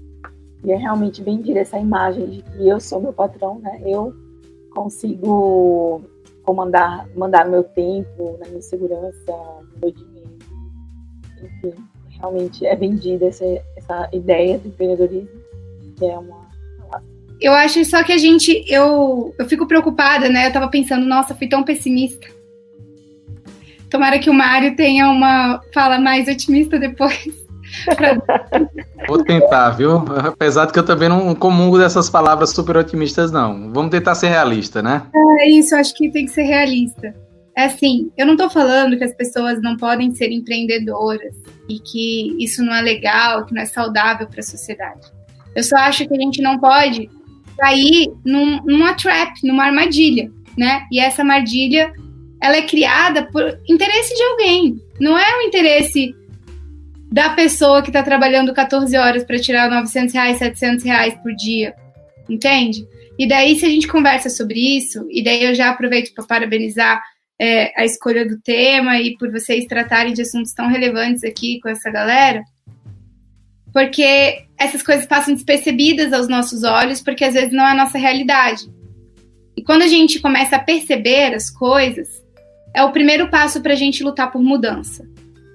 Essa percepção, ela é muito importante. Então, assim, perceber que, nossa, posso estar caindo numa trap, eu não sou empreendedor mesmo, não. Verdade. Empreendedor tem lucro. Eu tô tendo dívida. Sabe? É isso. Então, é claro que aquela pessoa que tem uma ideia maravilhosa, vou vender din-din gourmet, e daí vira um negócio legalzaço de din-din gourmet. Poxa, parabéns, você é criativo, é isso aí. Mas a gente não tá falando disso, entende? Não, Eu acho que o cartazinho que vocês fizeram para divulgar a live foi sensacional.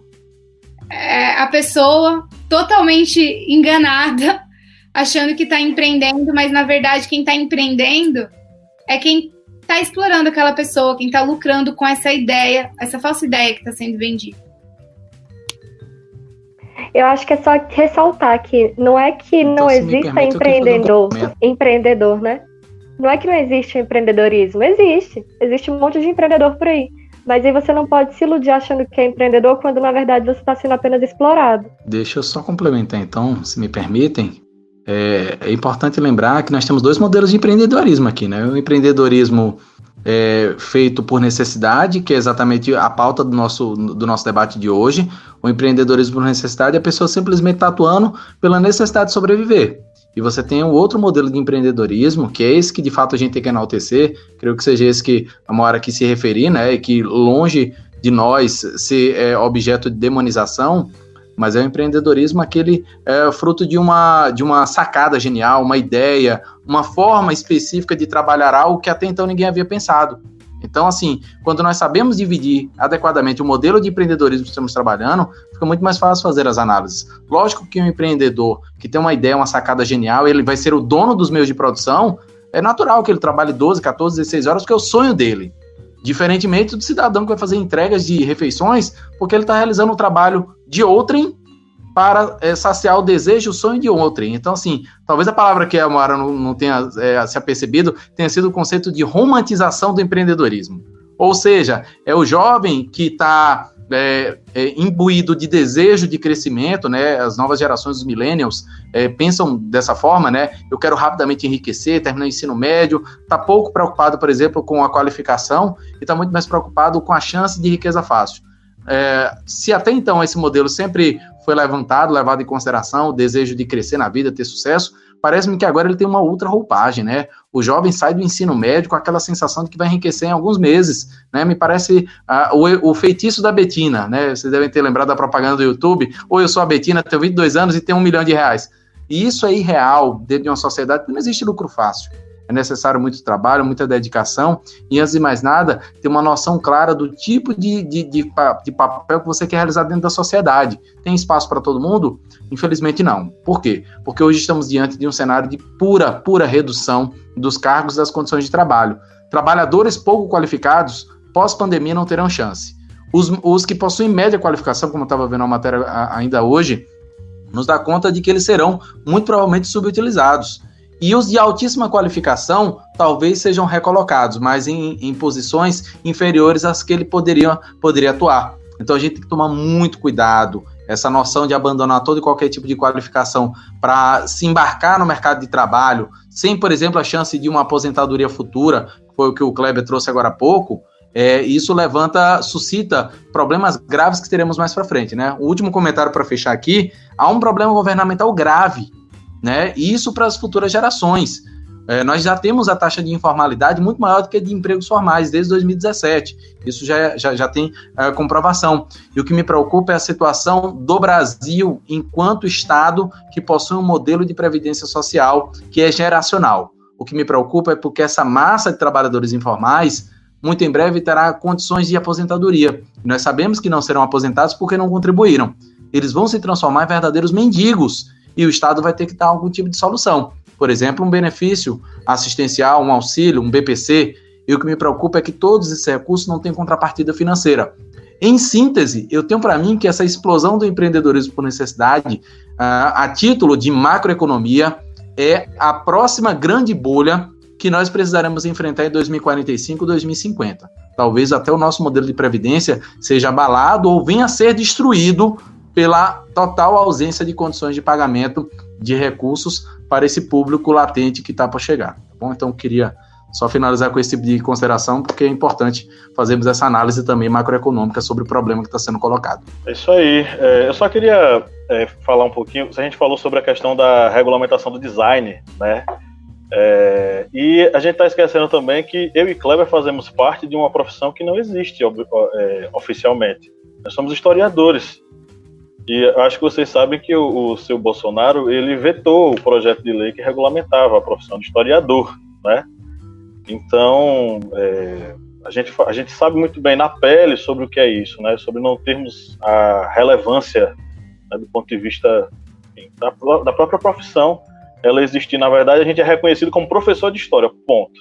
Historiador não, porque nossa profissão não é regulamentada. E eu só queria mencionar aqui o nosso querido Márcio Fabiani, que hoje não está presente, mas de onde ele estiver, ele deve estar mandando energias positivas para nós, porque todo episódio que a gente fala sobre emprego, trabalho, relações de trabalho, ele sempre fala a mesma coisa, porque ele é um defensor do empreendedorismo, mas o empreendedorismo certo, quando a pessoa se planeja, busca investimento e consegue montar o seu próprio negócio, e não a pessoa, por necessidade, por não ter como colocar comida na mesa, ela recorrer a empreender para não acabar, né, enfim, morrendo, né? Bom, galera, a gente está chegando na reta final do nosso podcast, né? A gente teve que pular algumas etapas porque o papo acabou se estendendo. E agora a gente vai entrar no momento das indicações. Dicas culturais. O que é que vocês têm para indicar aí para os nossos ouvintes? Eu vou mandar logo a minha, né? Tem um documentário que eu gostei muito, a gente já sugeriu ele aqui, um dos nossos apoiadores também sugeriu. É o documentário Estou Me Guardando para Quando o Carnaval Chegar. Esse documentário está disponível na Netflix, até onde eu sei, ele está disponível na Netflix. Ele conta um pouco a história do pessoal que trabalha com jeans em Toritama e como eles passam o ano inteiro trabalhando para ganhar um valor quase que irrisório para poder, no momento do carnaval, eles enfiarem o pé na jaca, viajarem e tal, se esbaldarem. E eles acreditarem que aquele lugar, aquele tipo de trabalho para eles é uma coisa muito boa, né? Ao longo do documentário a gente vai ver aí muito de perto o modo como eles trabalham, a precarização do serviço deles, que se colocam como empreendedores, né? E como no momento do carnaval eles se esbaldam, vão para a capital de Pernambuco, enfim, curtir o dinheiro que eles acumularam, né, nesse tempo que estiveram trabalhando. O Bruno Araújo, nosso apoiador, mandou aqui uma dica também, né? É o filme Elysium. Ele mandou aqui uma pergunta dizendo o seguinte: seria o futuro próximo igual ao do filme Elysium? Não sei se vocês assistiram, mas Elysium é um filme distópico que mostra uma sociedade extremamente desigual, onde pessoas com condições moram num local no céu, né, numa plataforma flutuante, e o pessoal que não tem condição alguma é jogado às traças na terra, sem qualquer acesso à saúde, sem qualquer acesso a nenhum tipo de benfeitoria. E aí, o que vocês têm para sugerir para a gente? Posso sugerir aqui? Bom, eu vou sugerir Em Busca da Felicidade, que eu acho que o filme vende, né, a ideia do que ele está correndo em busca da felicidade, mas vamos tirar a romantização da história. Ele fica trabalhando de graça, né, para ver se um dia aquela empresa contrata ele. E eu acho que a empresa vai ganhando com isso, né? Claro, ele tem uma pessoa ali trabalhando de graça. E eu acho que é basicamente isso que acontece, né? Você está trabalhando, está pagando para trabalhar, né?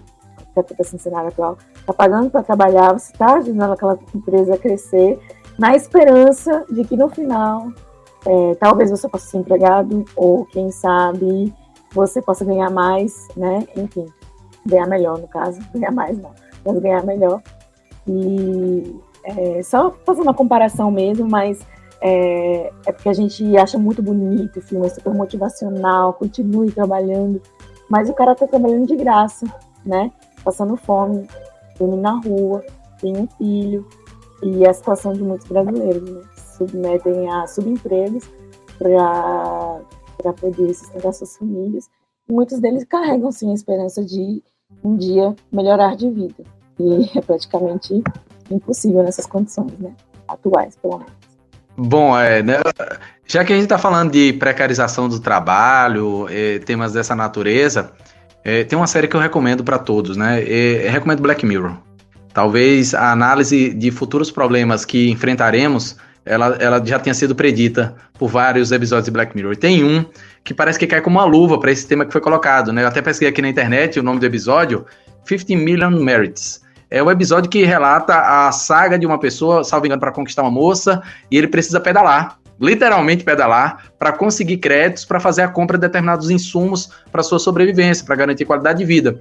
E o que é legal é que o episódio inteiro tem um conjunto de relances e propagandas que remete muito a essa noção da conscientização ou do convencimento através de determinadas estruturas publicitárias. Então, dentro desses episódios de Black Mirror, recomendo que assistam todos os episódios, todos eles têm uma relevância a nível antropológico e social muito grande, jurídico também, mas esse cai como uma luva para dar uma demonstração do tanto que a pessoa tem que se esforçar para conseguir o básico para a sua sobrevivência, tá certo? Então fica aí a dica de série, para que os colegas tenham a opção de assistir. Já agradeço, inclusive, a oportunidade e o espaço dado. E quero momentos dessa natureza, viu, Pablo? Já me colocando aqui à disposição para debater temas paralelos, mas, por favor, gostei muito.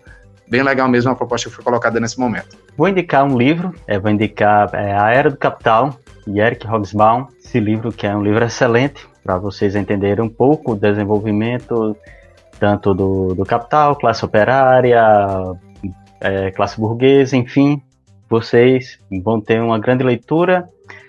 E vou também dedicar música. Como eu estou ouvindo muito heavy metal esses últimos dias, vou indicar uma banda finlandesa chamada Stratovarius. E vou indicar um álbum deles, um álbum Infinity. Um álbum muito bom, heavy metal melódico da primeira qualidade, direto lá da banda da Finlândia. Acho que eu sou a última, será? Não sei. Acho que Moara ainda não indicou. Eu vou indicar Estrelas Além do Tempo. Lembrando que é um filme muito romantizado, e é um filme que é norte-americano e vende a ideia norte-americana de meritocracia. Mas, apesar disso, ele retrata as diferenças, a diferença sexual de trabalho e também de raça num período anterior ao nosso, ressaltando o quanto era distante, né? As mulheres, e especialmente mulheres negras, tinham uma certa dificuldade para adentrar o mercado de trabalho, e quando adentravam, eram discriminadas e ganhavam menos, tudo mais. Outro filme que eu vou indicar é Vida de Insetos, da Pixar. É uma animação e mostra formiguinhas sendo exploradas pelos gafanhotos. E é uma metáfora a respeito da luta de classes descrita por Marx, e eu acho muito legal. Quando eu dou aula e falo de luta de classes, eu falo desse filme para os meus alunos, que são adolescentes. E, enfim, e também acho que todo mundo deveria assistir The Office, porque The Office é uma série que ela satiriza as relações de trabalho de maneira exacerbada, e é bem engraçado, assim. O chefe tenta minimizar os distratos, as coisas ruins que acontecem no trabalho, e acaba virando uma sátira muito engraçada. Enfim, eu acho que eu indiquei um monte de coisa, né? Bia, eu perdi aqui, na verdade. Cortou uma parte pra mim, mas eu não sei se você indicou Explained, que é um... Não foi esse, né? Ah, tá, beleza. Que é uma série do Netflix. Também tá no YouTube. Eles colocaram agora na pandemia, no canal deles mesmo, no YouTube. Eles colocaram a série, alguns capítulos, e os 2 capítulos que eu queria indicar é o Explained, que fala sobre gap salarial entre homens e mulheres. E daí ele explica, numa visão norte-americana, é claro, como que esse gap salarial existiu, mas a visão que eles explicam lá dá para se replicar em vários contextos no mundo. Claro que cada país tem sua especificidade, mas basicamente, em 18 minutos eles explicam, não é uma questão de qualificação, não é uma questão de personalidade, é realmente uma questão de discriminação. Vale muito a pena. E o segundo episódio dessa série que eu indico é o episódio que fala sobre o gap salarial, racial, nos Estados Unidos especificamente, que ajuda a ter vários insights também no nosso gap salarial racial, quando a gente fala, então, de discriminação no mercado de trabalho. E já que pode, assim, né, indicar outras coisas não tão recortadas dentro desse tema, eu tenho que indicar a minha série favorita de todas. Não é a minha série favorita de todas, mas é uma série muito boa, que é Annie with E. Não sei se já indicaram por aqui. Você já indicou, Liu? Acho que há muito tempo atrás, né? Essa série é a mais linda do mundo. Ai, gente, se preparem para chorar. Mas por que eu resolvi indicar Annie with E aqui? Annie with E, ela é uma série que aborda vários fatores históricos importantes que refletem diretamente no padrão de divisão sexual do trabalho que a gente tem hoje, que impacta fortemente a nossa desigualdade social, porque quando a gente fala de divisão sexual do trabalho entre homens e mulheres, a gente não está falando só que as mulheres estão prejudicadas, a sociedade como um todo está prejudicada e talvez isso seja assunto para um outro podcast. Mas, como é o meu tema de estudo, teminha do meu coração, eu recomendo que vocês assistam, então, N with E, com uma perspectiva para fazer essa leitura e para fazer essas reflexões sobre os reflexos dessa divisão no sistema educacional, no sistema cultural e social, e como que a gente, depois de tanto tempo, ainda está aqui colhendo os frutos disso. Perfeito? São essas as minhas dicas. Eu queria fazer uma última observação, que é o seguinte, Moara, quando você tiver disponibilidade para participar do Arretadas, que é o nosso podcast só sobre temas de mulheres e feministas, por favor, se disponibilize que a gente pode conversar sobre as relações de trabalho, a divisão sexual do trabalho seria maravilhoso. Acabei de falar. Eu adoro esse tema também. O microfone, eu acho que ela falou o seu microfone. Não me chama pra falar desse tema, que toda hora eu coloco o tema, não tá falando de teletrabalho, já meto uma divisão sexual do trabalho ali. Porque é o que a gente precisa falar e, na verdade, a gente tem poder de mudar isso dentro das nossas realidades. A gente não precisa... Claro que a gente precisa de várias coisas, mas a gente pode mudar agora, hoje, pode sentar e conversar sobre essas mudanças. Então, vale a pena a gente refletir. Estou disponível, Bia, obrigada. Ok, as arretadas aqui aproveitando para fazer o convite para a Moara, né, ao vivo. Ok, gente. Moara sempre será muito bem-vinda em qualquer dos nossos podcasts aqui da casa, né? Sempre é um prazer recebê-la. Só para finalizar, sem ser injusto aqui com a galera, algumas pessoas falaram com a gente. Professor Luiz Severino da Univasf, um grande abraço para você. Ele escreveu aqui: devemos lembrar que o dito pequeno empreendedor tem um limite no mercado, só consegue atingir no máximo 30% do mercado. O pequeno empreendedor sem direitos e com subsalário vai tornar-se periferia. E quando eu falei sobre a normatização, né, da profissão de historiador, o professor Luiz Severino é historiador e escreveu: Fernando Henrique Cardoso também vetou a profissão e Lula não fez nada. Pois é, então guardamos rancor há um bom tempo sobre esse pessoal que não regulamenta a profissão de historiador. O Bruno também falou sobre a pejotização do trabalhador, né? Em várias empresas de TI, o funcionário é contratado como CNPJ para supostamente ganhar mais, porém sem direito algum da CLT. E o Luiz Severino ainda fez uma indicação aqui: The True Cost é um documentário na mesma linha, aborda a exploração do trabalhador. Pronto, não fui injusto com ninguém, falei todo mundo que mandou aqui mensagem. Então, pessoal, chegamos ao final de mais uma gravação de podcast. O historiante fica muito honrado em receber. Peraí que os gatos estão brigando aqui ao lado. Home office tem disso, né? A gente gravando em casa, os bichos brigando. Então, pessoal, chegamos ao final de mais uma gravação de podcast. Foi um prazer recebê-los. Moara, muito obrigado por vir em nossa casa. Fique convidada a retornar aqui quantas vezes você quiser. Gente, obrigada. Nossa, eu vou falar para vocês, depois de um dia intenso, estamos na última semana de aulas na faculdade onde eu leciono, e sabe como que é, né? Entrega de prova, entrega de nota, nunca é tranquilo. Mas, para mim, foi gostoso passar essa 1h30 aqui ou mais. Passou rápido, porque a gente está falando de assuntos relevantes, com pessoas extremamente qualificadas. Ai, dá um quentinho no coração saber que a gente pode conversar sobre isso, sabe? E que tem pessoas aí espalhadas por esse Brasilzão. E que a gente está disposto a pensar, dialogar e espalhar. Eu não estou falando nem conhecimento, né? Porque é espalhar as nossas percepções e construir o conhecimento e construir as nossas posições juntos. Eu acho que esse momento que a gente vive no nosso país é o momento que exige que a gente tome posição. Às vezes a gente deixa a posição guardadinha aqui no nosso coração, na nossa mente, mas agora está na hora da gente se posicionar publicamente, para que as pessoas saibam de que lado a gente está. E não só se posicionar em palavras, se posicionar em ações, em cobrança, seja das empresas, sejam das nossas famílias, seja da sociedade como um todo, da igreja, do Estado. A gente precisa tomar posição e cobrar, sempre com empatia, sempre com educação. Mas chegou a hora, gente, não dá mais, sabe? Estamos no século XXI e ele precisa de fato chegar. É modernizar, sem precarizar e com respeito à dignidade, à justiça social e ao meio ambiente, no mínimo. Tudo bem? Esse é o meu recado final. Muito obrigada, historiante. Adorei o papo. Muito obrigado, Pablo, Kleber, Bia, Lil e Mário. Mário, querido, muito obrigado pela sua presença mais uma vez aqui, meu querido companheiro de batalhas, docentes aí, né? Pois é, Pablo. Eu queria agradecer a oportunidade que foi dada para poder trabalhar esse tema.